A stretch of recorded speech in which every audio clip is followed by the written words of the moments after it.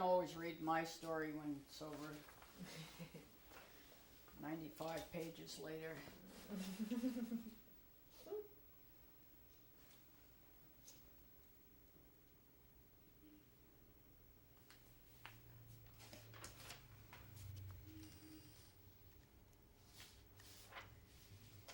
Okay.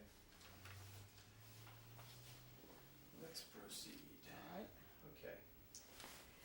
There were 7 women, including yourself, who brought this suit against the AP. Do you want to mention who some of those Yeah, women it were? was Shirley Christian, Maureen Connolly, Rochelle Cohen, myself, Peggy Simpson, Ginny Pitt, and Virginia Tyson.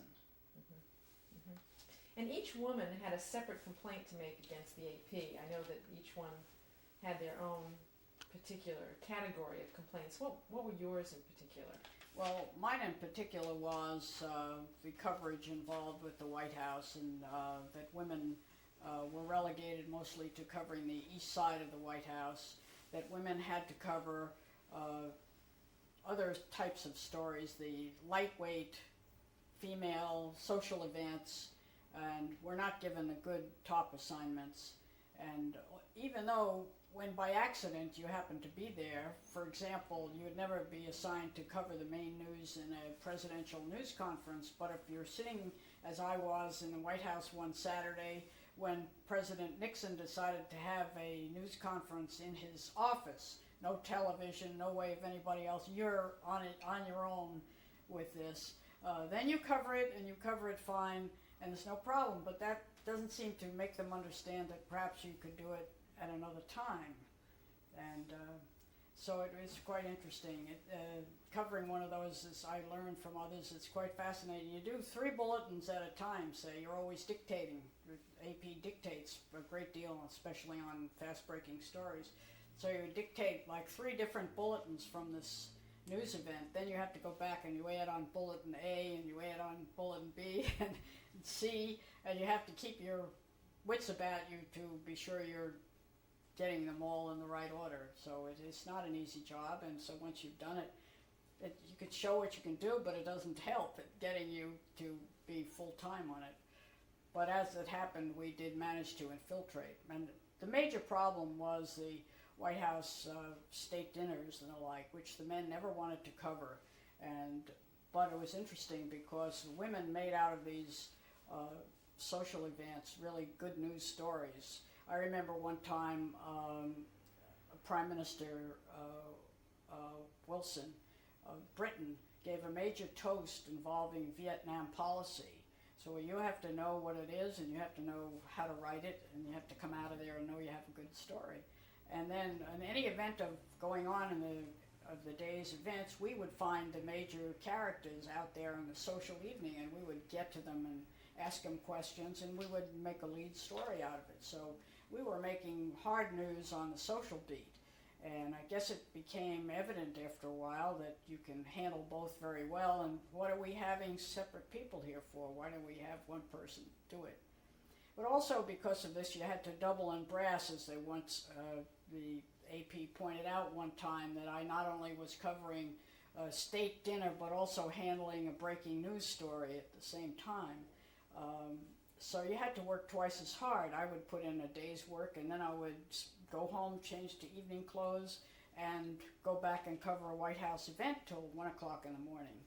And so these kind of things were a problem. The other problems were the lack of numbers of women, the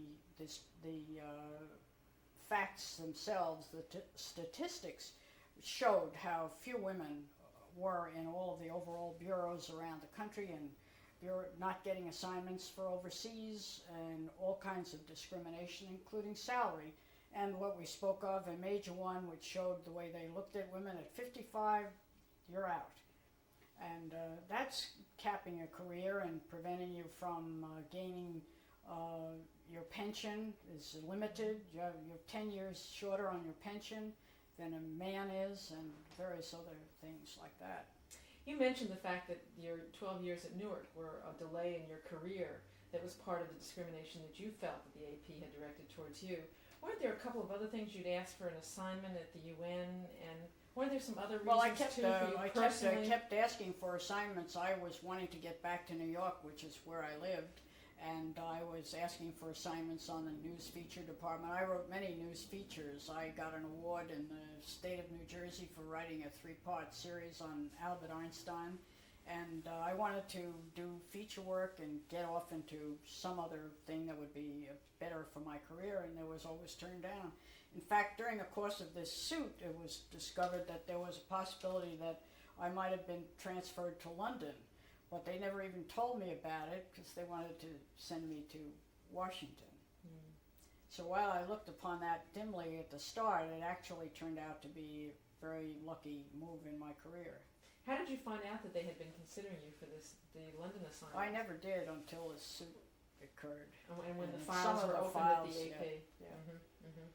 What were the risks to you for joining this suit, and how did you feel about those risks? Well, I guess I had lesser risk than some others because I actually had left the AP by that time.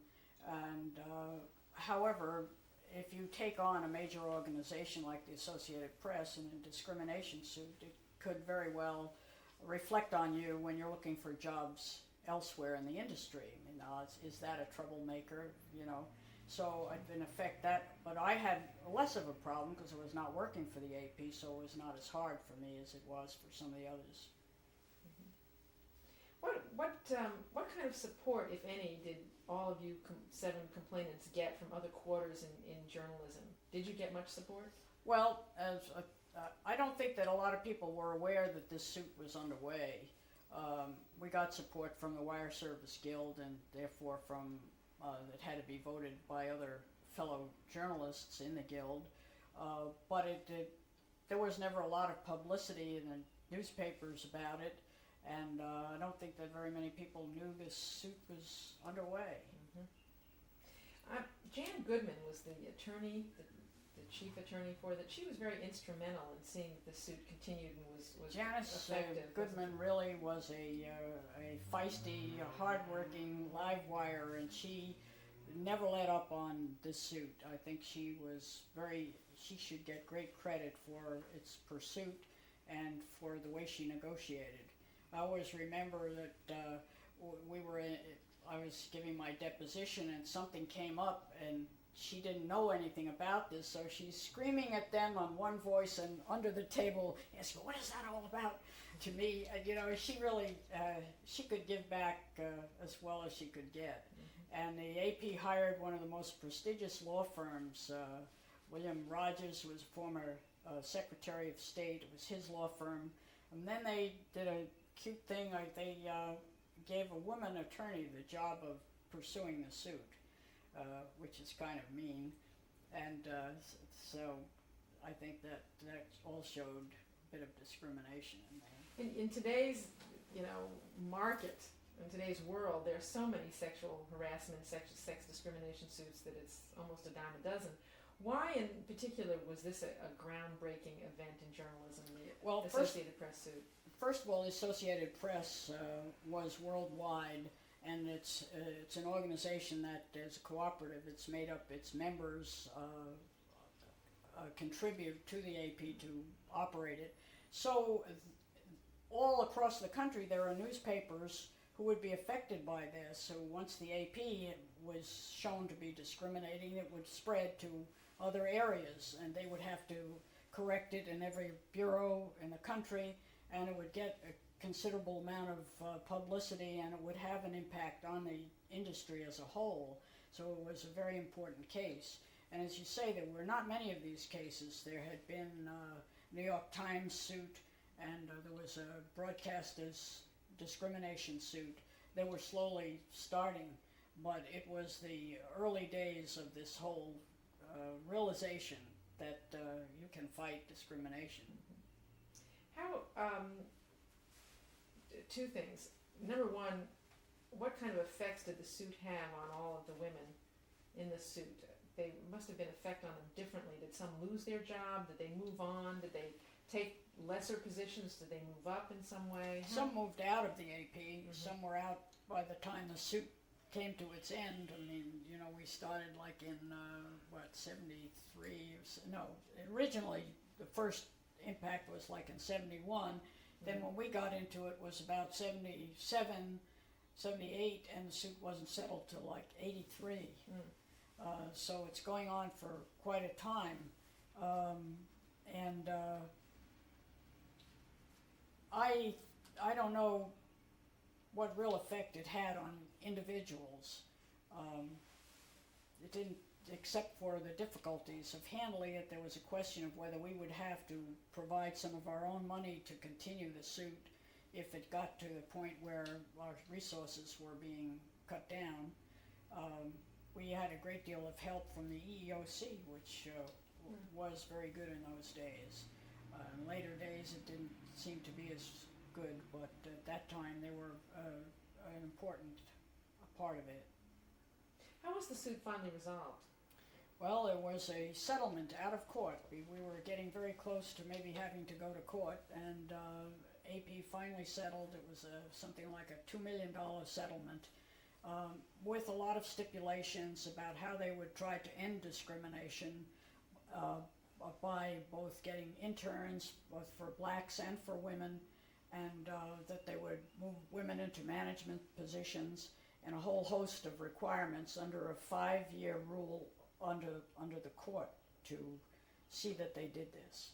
And I think there were dramatic changes made. They have a magazine, AP World, which would excuse me, come out every so often with lists of promotions and so on. For many years all you would see was male faces. And then suddenly after this suit, many more, and even today there are many women going into bureau chiefs, going into all kinds of positions. I think the major problem in the many years is that there are not enough women in the top level management jobs, in the board of directors, in the key management roles. And until this is throughout all of our society and business firms and everywhere, until women get roles in the management, the vice presidents, the board of directors, they will not be in an equal position, because that's where the rules and that's where the decisions are made, and you have to be in the decision making or you're not making it. That could be your glass ceiling. Yeah, I was just going to say, do you think there still is a glass ceiling for women despite all the progress? Yes, I do think so.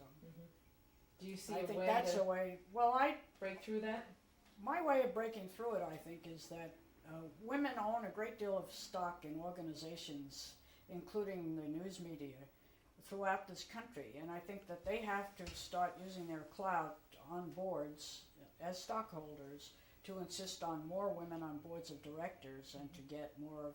It's like what's happening now with the Clinton administration, in which he is trying to really put women in management, top official positions.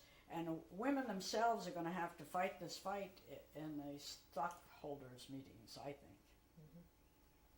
I was interested to note not too long ago in a newsletter I was reading that the APME, which is the Associated Press Managing Editors Organization, did a survey this past November that demonstrated that 1/3 of women journalists report sexual harassment on the job. Now the irony, of course, here is that the AP itself had done the survey to document the sexual harassment, but the sad note, of course, is what you're saying, which is that there's still sex discrimination in the industry. This was 1992. It ain't over till it's over. There you go. I wanted to turn your attention to the fact that you covered 6 presidents during the course of your career.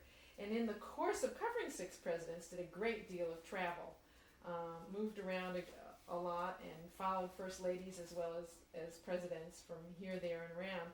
Can you talk a little bit about covering the Kennedy years and covering Mrs. Kennedy in particular? Well, covering Mrs. Kennedy was really an interesting operation. I guess it started out first on the first trip the Kennedys made to Europe, to Vienna to visit Khrushchev. And it ended up in London. And while we were in London, suddenly it was announced that Mrs. Kennedy was going to go to Greece to sail on a yacht through the Greek waters. And so, to my astonishment, the AP said, go. She didn't have any clothes for Greece or anything, but we went, and with some other news organizations, we rented a 54-foot ocean-going yacht to follow Mrs. Kennedy in the Aegean Sea and thereabouts. And this was our first effort, really following a first lady around the world. It was quite something. And with the first day out, we were much slower a vessel than her borrowed yacht from I think it was the Prime Minister of Greece's yacht that she was borrowed. And we could not keep up unless we sailed 24 hours a day. So the first night we were out, we hit a big thunderstorm, and the skipper said, I'm sorry, I have to come into port.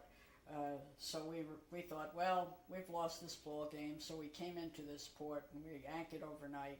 And we awoke the next morning, beautiful sunshiny day, and the best part of all was there was her boat right next to us in the harbor. So we hadn't lost out. So we kept up listening to what they were doing. We were eavesdropping on the ship-to-shore radio, and they found out after our first dispatches came in that we were eavesdropping. So they started speaking in other languages, but we had guys who could speak Italian, Arabic, French, everything. So we'd hear something coming, Joe, you're up, it's French. So we were able to keep track of that. And so I went on a lot of trips with Mrs. Kennedy to India and Pakistan, and to South America. The worst part of it was we never got any real news out of Mrs. Kennedy. She wasn't like modern first ladies who really are activists and who try to do something in specific. She was sort of like on a tour, and the most thing you got was to write about fashions, what she wore, and so on. I remember one of my colleagues who was very jealous because we were going to the Khyber Pass, this storied, wonderful place. And so we got to the Khyber Pass, and what was the big story? Jackie Kennedy wore wraparound sunglasses, the newest style in sunglasses, and she never said any word or comment. So that was the story, wraparound sunglasses. And also the fact that when UP photographers stepped over the line of the border into Afghanistan and was almost snatched it by the guards at the border. So, but otherwise, the stories were kind of minimal, except for almost a tour guide. There you are with Mrs. Kennedy in Pakistan and so on. By contrast, however, you were at the Khrushchev kitchen debate. Is that correct? In That's Moscow? right. Well, Can you tell us that about was that? that was my first big overseas trip, and actually made a lot of history on that. Was when Vice President Nixon went over to visit with Khrushchev in Moscow, and it was the first time they were using 707 jets. And we made the first nonstop flight from New York to Moscow on this jet, which was incredible at the time. It felt like you were taking a whole subway train into the air. We're not used to jet travel at the time. And so we made history, and we had Soviet navigators aboard, and when we passed the Iron Curtain over Poland, they took over to navigate into Soviet territory. And it also was one of the places where I think the pool reporting was started for the first time because we didn't have access. So they picked Ernie Barcella of the UPI, and he was the pool reporter for a meeting of Khrushchev and Nixon in a dacha.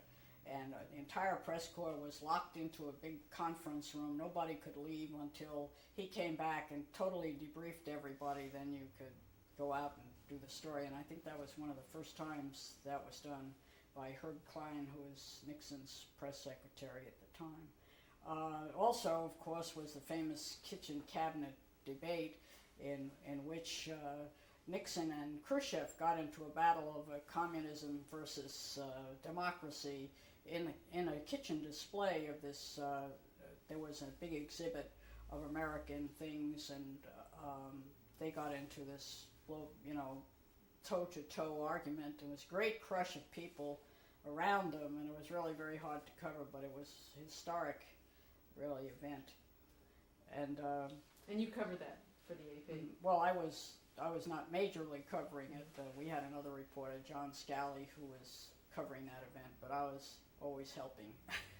Wasn't there some story about how you and John had no place to sit to get this story out, and that you had to go find yourself a corner somewhere? And Yes, we worked on the story in the bathroom, sitting on the toilet seat with typewriter in lap, dictating. We also had to hold open a telephone line because it was very difficult to get out from there. And we were holding open a line to London, and I had to talk on it constantly because if there wasn't any talk, they would come in and say, "You finished? You finished?" And so I had to do everything from reciting Shakespeare to making up things to keep the line open. And I think at that time, extraordinary cost was about $1,000 to hold that line up for the final, report on the meetings they had had. So that was an exciting first. Then I covered the return trip of Khrushchev to the United States, in which reporters practically demolished a supermarket they were showing to Nixon. They were running through and knocking down cans and everything else. And then we went to Garth's farm in Iowa, which is lush, thick, black soil. And we were running through the cornfields, and I remember that my shoe got stuck in the, next I knew I was running, but my shoe was back there and stuck in the earth. So we had all kinds of wonderful, exciting events with covering these things. you also went on, in 1964, on Lady Bird Johnson's famous Whistle Stop campaign trip through the South. Yeah, that was a marvelous event in which we covered, I don't know, how many, 6 states? Where is that? Oh, coming up. Okay. Hold on for finding things. Okay. Are you there? All right. We went to 8 southern states and 1,600-mile whistle stops. She made 47 speeches from the back of the front of the train on the way, some at 6 o'clock in the morning with crowds out there. And each time the train stopped, the reporters, who were about 3 or 4 cars back, had to leap out, rush forward, and they'd have a 3-minute warning signaled, and we had to run back in order to catch the train in time to go. And it was kind of along the route, President's doctor, Janet Travell, was interviewing reporters to find out what in your background history or how you grew up made you capable of handling this rugged daily routine. But it was a very historic trip, and it was very hard to file. We would throw a copy out the window to waiting people along the route. And there's a famous story in which we got to Tallahassee, Florida, and we were running to get to the phones, and I was running down the sidewalk, and there was a little blip, and I fell down. And Helen Thomas was right behind me. She hit it. She fell down. The photographers came running up, and they looked down with the cameras, and they said, "Oh, it's you," and it went on. Hazards of travel. They were also traveled in every kind of plane imaginary. One of my first trips was covering Queen Elizabeth on a visit to Canada. We went to visit some mines in Labrador, and we rode on one of the old-fashioned prop planes in which you had to get on a scale, you, yourself, and your baggage, to be weighed in order to be sure that the plane was not overloaded. That gets to be a little scary. And then I also rode on the Doomsday plane with Carter, which has no windows, and it's the only plane I ever got sort of seasick on. You just can't see out. They had cots set up and for sleeping and for maintaining 24-hour worldwide vigils on them. So, and then we had a frantic trip in the Andes with Mrs. Nixon when she went on a relief trip there, and we were flying 18,000 feet up in the Andes Mountains, going to this little town where an earthquake had toppled a rock into a big lake, and mud rose up and totally buried a town up to the top of its church steeple.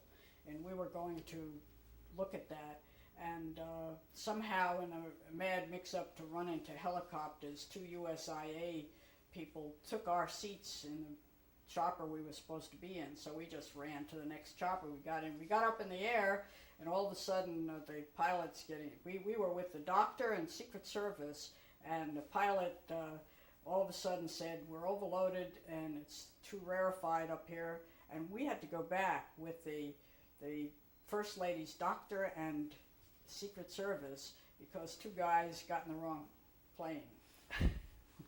Well, that was one of the hazards of flying. We've been in a lot of hazardous situations. And still here to tell the stories. Yes, well, it's one thing about covering the White House is, and covering being a journalist in general, is it's first a front row seat on history, we always say, and it's like an adventure. They pay you for a lot of fun all over the world. It's kind of hectic, and when you work for the AP, you have to know how to dictate a story on the run.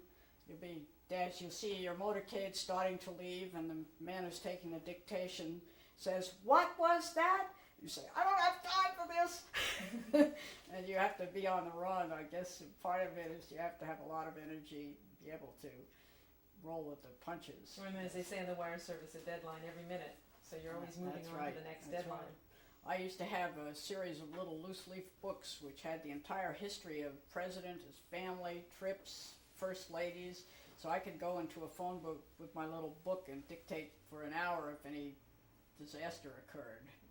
So no, we had a lot of near misses. I was in Sacramento when Ford was shot at, an assassination attempt by Squeaky Fromm, and that was another kind of sign of discrimination, in which they asked how far it was to the phone because they wanted to know if I could run there as fast as the others, because we were slightly late, because I had to see what happened and find out whether somebody was holding a gun or not holding a gun. You wait a second, some tall fellow had seen it better, and you had to go and see where it was, but they wanted to know how far away it was to see if you couldn't run fast enough to the phone.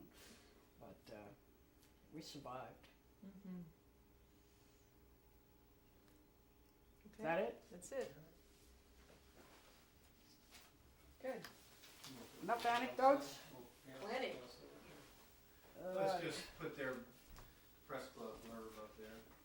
Be it known that channel 1 is the microphone on the camera. It's just for monitoring. You want to do the pictures?